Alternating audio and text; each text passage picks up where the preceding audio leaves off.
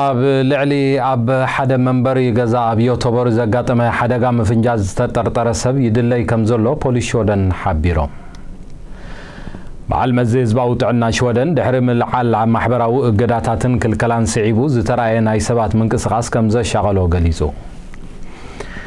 ኣብ ዞባ ቀርና ኣፍሪካ ዘሎ ወታደራውን ፖለቲካውን ገነጻ ኣብ ዝቕጽለሉ ዘሎ እዋን ውድብ ሕብራት ሃገራት ብስጉምቲ ፌደራላዊ መንግስቲ ኢትዮጵያ ከም ዝሰንበደ ኣረጋጊጹ سلام زخبركم تخطاتلتي مدب زي خاب ستوكهولم زمدبرو معكن زينا هارموني نلومي بحث تقمتي غلطة شعن عسران حدن زتدالو مسنادو زينا غندر استاد بمقدم كوربالكم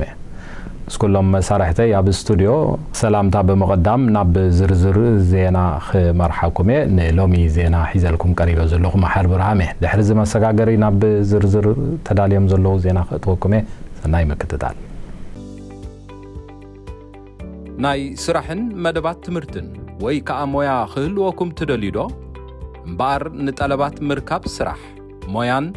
وي ون تمرتي أم مركب زتحبابركم تكال كيرما ريكريترين لكم بزي تري وزلهم أدراشا بمتقام كترخبونا خم تخلو بحاقوس نعدمكم كيرما ريكريترين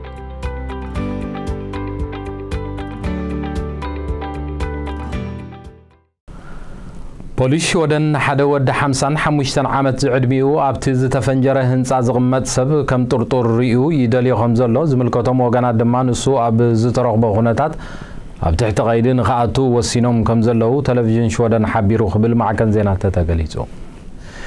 እዚ ጥርጡር ቅድሚ ሓደጋ ምፍንጃር ምግጣሙ ንብረቱ ካብቲ ዝነብረሉ ክፍሊ ከም ዘውፅን ድሕሪ ምፍላጡ ፖሊስ እዚ ሰብኣይ ነቲ ውዲድ ዝፈፂምዎ ክኸውን ይኽእል እዩ ብምባል ከም ጥርጡር ገይሩ ከም ዝቆፀሮ እቲ ሓበሬታ ኣነፂሩ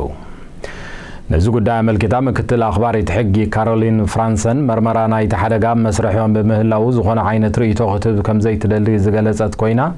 ጠንቂ ናይቲ ሓደጋ እንታይ ከም ዝኾነ ክሳብ ሕጂ ስለ ዘይተፈልጠ ቴክኒካዊ ምርመራታት ይቕፅል እኳ እንተሎ ባህርያዊ ከም ዘይኮነ ግን ፖሊስ ሾደን ብምጥቃስ ተገሊጹ ኣሎ بخال وجن بوليس يتبري أب كبابي عن دال كال ناي مفنجار حدقة خكايد مخانو حبريتا خمس بصحن أبز حجي وان بوليس نتطرطر مدلاين كال ون نتكجاتم زخ حدقة بزملكت كلت سرحيتات جون يكايد كم زلو كابيو تبرز وصح حبريتا الرجاكيتهم بعل مزي هزبا وطعنا تمحلال افتحمامات شودن بقداي ملعال كايدتات كورونا ملكيتو جزيو يا خلن بمبال شغلتو جليسو قبل مع كان زينا أقلقلوت تتحبرو كساب حجي سوسان حدن ميتاويت كامل لا حزب شودن كلتا ابرو خطاب زتخطب بمخانو او كم زبله وان قيدتات كورونا خلى على يقبانيو خبل حلف فلوس رديت تماكل اولي هوير غليز الله بزحات أوروباويان هاجراتن قيدتات كورونا ملعال مسفحفعن لبداخي وسخة بالعلي هوسبيتالاتون زي تدلي صغطخي قاتم سقات كم زلوت معكل سكفتو وخمس جلسن قيدتات كورونا قد من ملعال هاجرات أوروبا بزحي قصر حزبان كخطبا خمس قبائيو مخيرو يقول مبارن الزرجاز وبقعو وحدات هاجرات راي منبارن هو يربمو ساخ كم زجلسن أبزغت الوقتي قوعي كم بعل إنفلونزا زعم الصلح حمامات كرأي خمس غلوتي ما أكلات أنكي غلهم أبزع جوان مسفعف على بدأ كوفيد نمغ الناس بزوحو تحت 5 عامات عدميهم سبات نخغط طبخ نصرح كم زقبان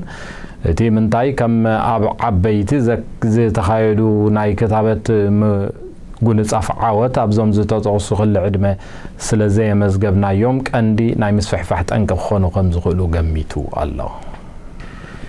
ኣብ ክልል ትግራይ ረድኤት ንኸይባፅሕ መንግስቲ ኢትዮጵያ ዕንቅፋት ይኸውን ኣሎ ከም ዘሎ ንዝወቐሱ 7 ሰራሕተኛታት ትካል ውድብ ሕብራት ሃገራት ክትሰጉግ መንግስቲ ኢትዮጵያ ብምኽኣላ ከቢድ ዝኾነ ኩነነ ካብ መላእ ዓለም ይገጥም ኣሎ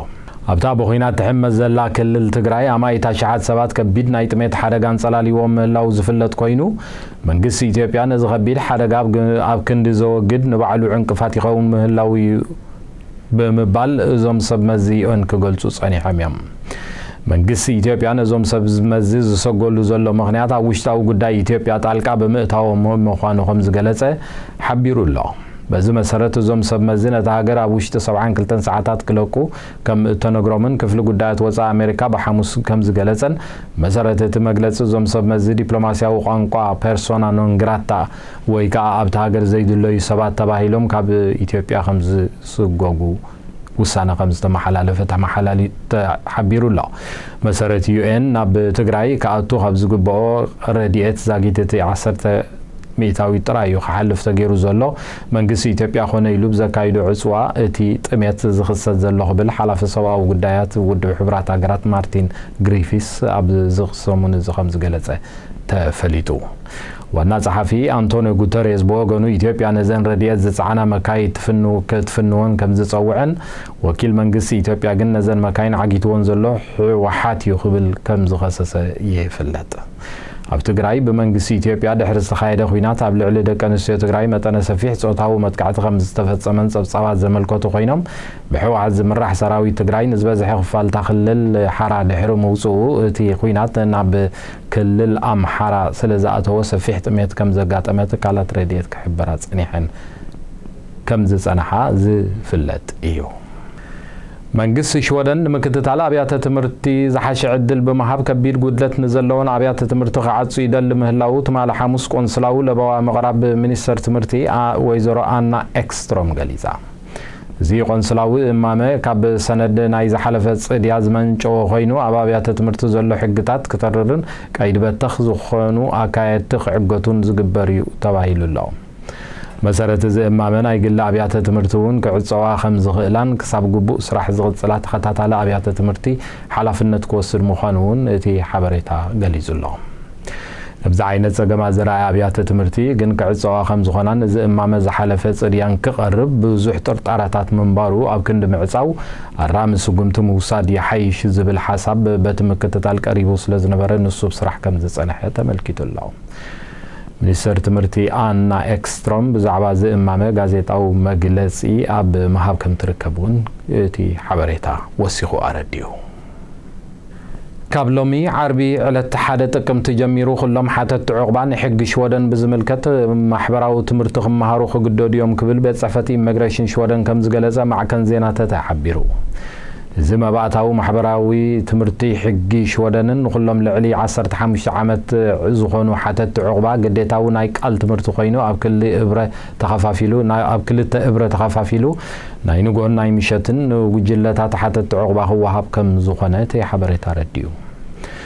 እቶም ትሕቲ 15 ዓመት ዝዕድሚኦም ቆልዑ ድማ ተመሳሳለ ሓበሬታ ብጽሑፍ ክወሃቦም ከም ዝኾነን እዚ ምኽንያት እዚ ዝኾነሉ ምኽንያት ድማ ምስ ወለዶም ኮይኖም ንኽመሃርዎ ተባሂሉ ምዃኑ መምርሒ ሓቢሩ ኣሎ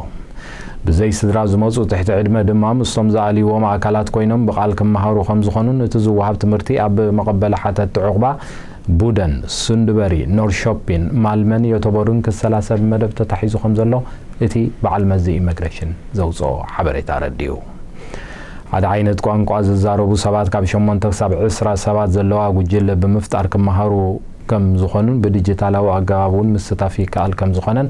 እቲ ትምህርቲ ግዴታ ብምዃኑ ቤት ጽሕፈት ኢሚግሬሽን ነቶም ካብ 3 ክሳብ 12 ዓመት ዝዕድሚኦም ዝኾኑ ህፃናት መዋዕሊ ቦታታት ከዳልውሎም ከም ዝኾኑውን እቲ ሓበሬታ ኣረዲዩ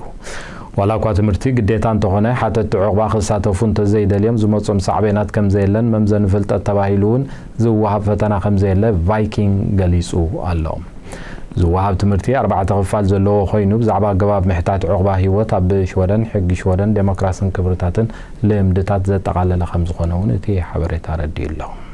تكتاتلو زلهم هارموني ميديايو دحريزي حصير ጸብጻብ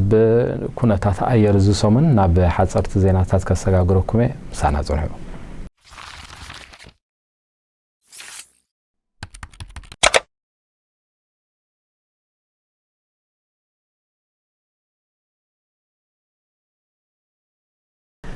بايتو ጸጥታ ውድብ ሕብራት ሃገራት ማል ሐሙስ ኣብ ጉዳይ ሰሜን ኮርያ ዘሎ ሓደስቲ ምዕባለታት ንምዝታይ ኣብ ኒውዮርክ ክጋባ እኳ ወጢኑ ተነበረ ቻይናን ሩስያን 24 ሰዓታት ተኣኺባ ክናዋሕ ብመሰረት ዘቕረበኦ ጠለብ ክውንዘፍ ተገይሩ ከም ዘሎ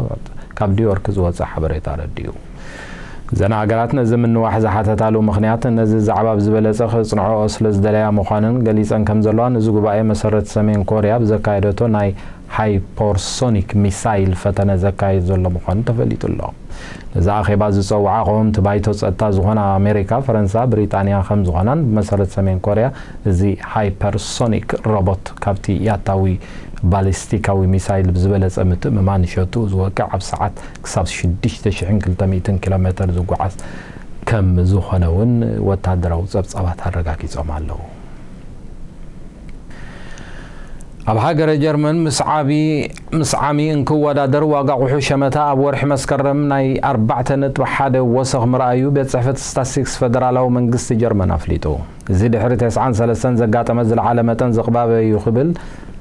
አጃንስ ፍራንስ ፕሬስ ገሊጹ ከም ዘሎን ብዘይካዚ ድሕሪቲ ኣብ 97 ዝኻየደ ምውሃብ ስታትስቲክስ ዝቕባበ ኤውሮፓ ሕብረት እዚ ዝለዓለ ምዃኑ ሮይተርስ አመልኪቱ ኣሎ ዝለዓለ ዋጋ ጸዓትን ድሕሪቲ ኣብ ጽድያ ዝተኻየደ ሙግዚያዊ ሙግዳል ቫት ወይ ከዓ ቀረጽ ነዚ ተርእዮ ምኽንያት ምዃኑ ድማ ተመልኪቱ ኣሎ ዝሓለፈ መስከረም ዘጋጠመ ካብ ትጽቢት ወጻኢ ዝናሃረ መጠን ዝቕባበን መኽሰብ ብርኪ ጀርመን ናብ 0.2 ከም ዝድረቶ ድማ እቲ ሓበሬታ ገሊጹ ኣሎ እዚ መጠን ዝቕባበ ገንዘብ ፖሊስ ማእከላይ ባንክ ኤውሮፓ ናብ ምትራር ከየምርሕ ፍርሒ ከም ዘለዎ ተመራመርቲ ዕዳጋ ኤውሮፓ ካብ ብራስለስ ሓቢሮም ኣለዉ ኣብ መወዳእታ ካርቱም ካብ ዝተፈላለዩ ሕብረተሰብ ሃገረ ሱዳን ዝተዋጽኡ ወገናት ኣብ ሱዳን ቁልጡፍ ሲቪላዊ መንግስቲ ከቃወም ዘቕርብዎ ዘለዉ ሕቶ ኣብታ ሃገር ዘሎ ኩነታት ከየጋድዶ ተሰጊኡ ከም ዘሎ ጸብጻባት ሓቢሮም ኣለዉ መሰረት ተሓበሬታት በወታደራትን ሲቪልን ቆይሙ ዘሎ መንግስቲ ሱዳን ነቲ ዝቐርብ ዘሎ ጠለባት እንተዘይ ተቐቢሉ ጸገማትን ዳስፋሕፍሑ ፍታ ሃገር ብምኻድ ንውሽጣዊ ርግኣት ሱዳን ከይህውኽ ዘሎ ስጋት ዓብ ምዃኑ ፖለቲካዊ ጸብጻባት ካብ ሃገረ ሱዳን ይሕብሩ ዝኸበርኩም ተኸታተልቲ ሃርሞኒ ሚድያ ንሎሚ ባሕቲ ጥቅምቲ 2021 ዝበልናዮም መሰናዶ ዜና ዞም ስጋብ ሕጂ ክትከታተልዎ ጽናሕኩም እዮም ንምክትታልኩም እንዳመስጎንኩም ብሽም ኩሎም መሳርሕተይ ብሩኽ ናይ ቀዳመ ሰንበት ጊዜ ክኾነልኩም እንዳተመንኹ ኣብ ዝመጽእ ዘሎ ሶኒ ብተመሳሳሊ ናይ ዜና መሰናዶ ስጋብ ንራኸብ ንሎሚ በዝወዲ ኣለኹ ሰናይ ምሸት